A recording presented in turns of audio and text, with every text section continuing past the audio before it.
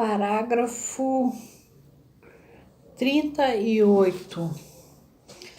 Vocês se lembram que a gente estava discutindo por que o camarada não fazia contraprova, né? Com essa, né? Ele não usava o sematema de todas as maneiras, o contract associando outras palavras que dariam outro sentido, né? A contração da ponte, a violação de um contrato, ou contrato de casamento, enfim. E ao mesmo tempo ficar partindo a palavra até ela virar outras possibilidades.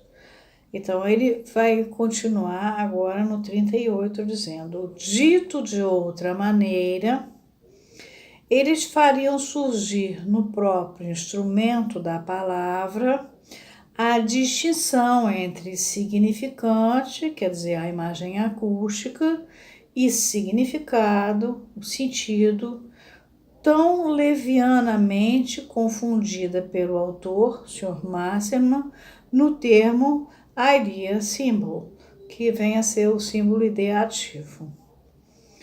E, sem precisar interrogar as reações dos sujeitos condicionados à ordem don't contract, que eles não fizeram essa contraprova, ou a conjugação inteira do verbo to contract, que seria outra contraprova, poderíamos fazer observar ao autor, seu máximo, que o que define um elemento qualquer de uma língua como pertencente à linguagem, a linguagem, eu já dei para vocês, é a faculdade de se comunicar exprimindo pensamentos e sentimentos por meio de vocábulos, vozes, gestos, formas artísticas, cantos, sinais, fala, olhares, gestos.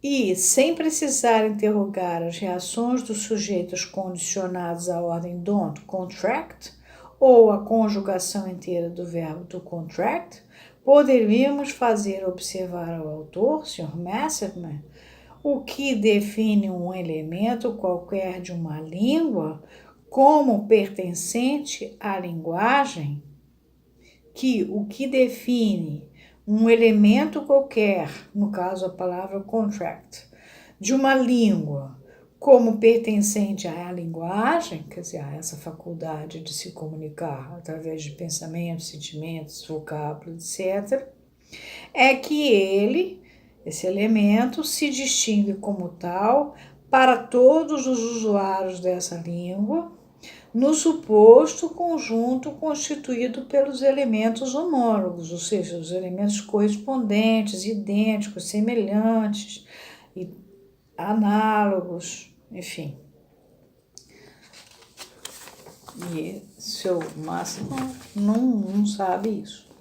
Decorre daí que os efeitos particulares desse elemento da linguagem, esse que ele usou, estão ligados à existência desse conjunto, anteriormente à sua posição, sua possível ligação com qualquer experiência particular do sujeito.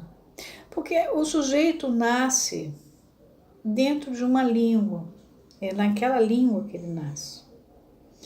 Vocês lembram que eu dei exemplo na metonímia da minha filha pequenininha, que ela não sabia falar eu estou com fome. Ela seria uma metáfora. Ela não teria condições ainda. Ela já estava imersa dentro de uma língua com leite, mas ela não tinha ainda o avanço para poder usar a metáfora. Eu estou com fome. Está na hora do meu almoço. Então, o que ela dizia? Arroz, pediu, macarrão, nana. E assim ela ia falando da maneira que ela tinha para dizer eu estou com fome. Mas ela não tinha ainda acesso ao código da língua a ponto de fazer a metáfora. Então, você nasce dentro de uma língua, é inscrito dentro dela. Não quer dizer que você tenha acesso a ela desde que você chega. Então, vou voltar. Decorre daí que os efeitos particulares desse elemento da linguagem estão ligados à existência desse conjunto dos análogos, dos elementos análogos, anteriormente à sua possível ligação com qualquer experiência particular do sujeito. A língua já está lá quando você nasce. E que considerar esta última ligação fora de qualquer referência à primeira, quer dizer, considerar que a palavra contract, ela é a importante, sem se dar conta que, na verdade, essa palavra contract já estava lá quando o sujeito nasceu, e depois é que ela virou alguma coisa para ele, simplesmente consiste simplesmente em negar nesse elemento, que no caso é a palavra contract, a função própria da linguagem, que é o quê? De se comunicar, exprimindo pensamentos e sentimentos por meio de vocábulos, vozes, gritos, formas artísticas, cantos, sinais, falas, olhares, gestos. É para quem está fazendo a diferença entre a língua e a linguagem. Alerta de princípios, que aliás eu disse lá no começo, uns 5 vídeos atrás, a gente agora vai entrar na questão da linguagem, né? Mas para isso ele passou pelos equívocos do Sr. Massimo. Alerta de princípio que talvez evitasse o nosso autor descobrir com uma ingenuidade ímpar a correspondência textual das categorias da gramática de sua infância nas relações da realidade.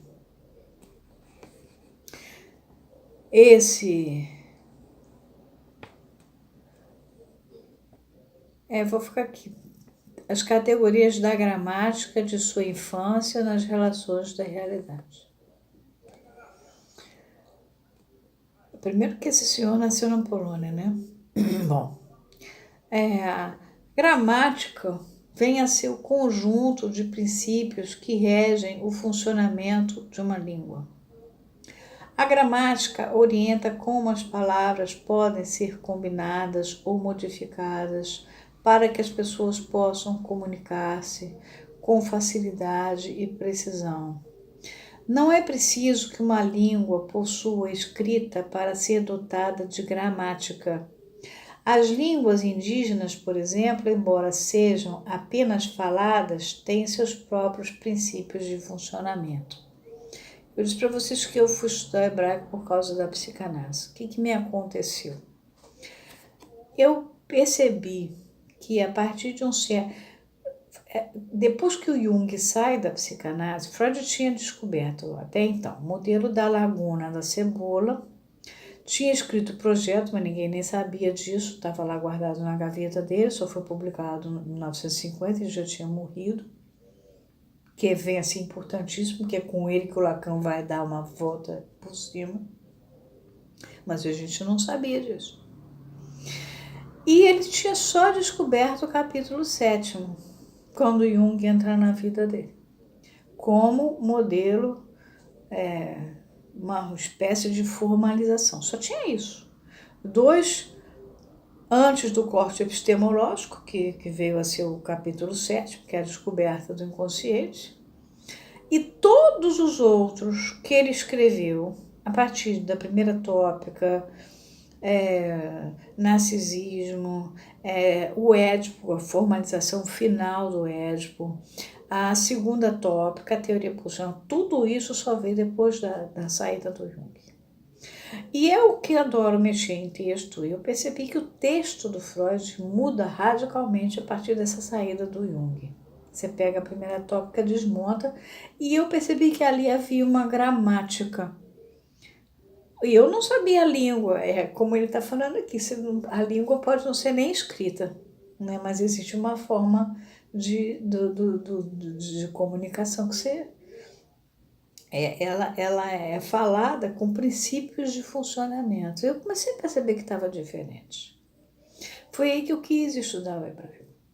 E é por isso que quando minha professora me ensinava gramática hebraica, eu falava assim, em psicanálise é assim, assim, assim.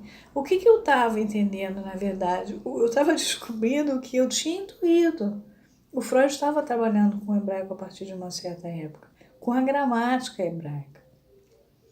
Então, a gramática é absolutamente importante para você entender. É ela que é o conjunto de princípios que rege o funcionamento de uma língua. Então, quando ele fala alerta de princípios que talvez evitasse, qual alerta? Isso tudo que ele está dizendo, que você já nasce dentro de uma língua, todas essas palavras já estão antes que você possa ter acesso a elas, né? Que talvez evitasse ao nosso autor descobrir com uma ingenuidade ímpar a correspondência textual das categorias da gramática de sua infância nas relações da realidade. Então, eu vou parar aqui. Ele vai continuar, então, falando do monumento de ingenuidade, aliás, de espécie bastante comum nessas questões, que não merecia tantas atenções se não fosse obra de um psicanalista, ou melhor, de alguém que nele reúne como que por acaso tudo que se produz numa certa tendência da psicanálise a título de teoria do ego ou de técnica de análise das defesas, ainda por cima oposto à experiência freudiana, assim manifestando, a contrário, a coerência de uma sadia concepção da linguagem com a manutenção dessa experiência. Isso a gente ainda vai voltar, mas eu quis adiantar um pouquinho para vocês verem. Ele vai continuar e ele cada vez mais ele vai se desfazendo do engano do seu e dando uma aula do que é linguagem, do que é gramática, do que é significante, do que é significado, de onde foi que ele errou, e etc, etc. E por que não teria como trazer para dentro da psicanálise esse tipo de experimento? Esse tipo de experimento compete à psicologia experimental, que trabalha com animais. Que os animais são treinados, eu estive dentro de uma faculdade que ensinou a treinar animal. Ora, que isso eu possa ficar transpondo, eu não posso, porque que deu RSI não está aí, né? Eu só tenho R e I. É que você possa alterar, mexer no sistema autônomo, hoje, do jeito que a biologia está avançada, pode, com uma indicação, com uma alteração, com uma operação, com uma porção de coisa, pode isolar um pedaço, pode, mas não é disso que Lacan está falando. Ele está falando especificamente do camarada querer enfiar dentro da psicanálise a psicologia experimental. É isso. E com os enganos. Se afinal a psicanálise ela é dedicada à linguagem, que diacho é esse de ficar trazendo experiência com bicho e dizendo que não precisa de filosofia, que não precisa de coisa nenhuma, que está tudo resolvido, né? E foi tão bem aceito, claro, porque dava corda para a psicologia do ego, que andava meio barro, meio tijolo na ocasião, porque os ucranianos estavam vitoriosos, vocês lembram disso? Nós já passamos por isso.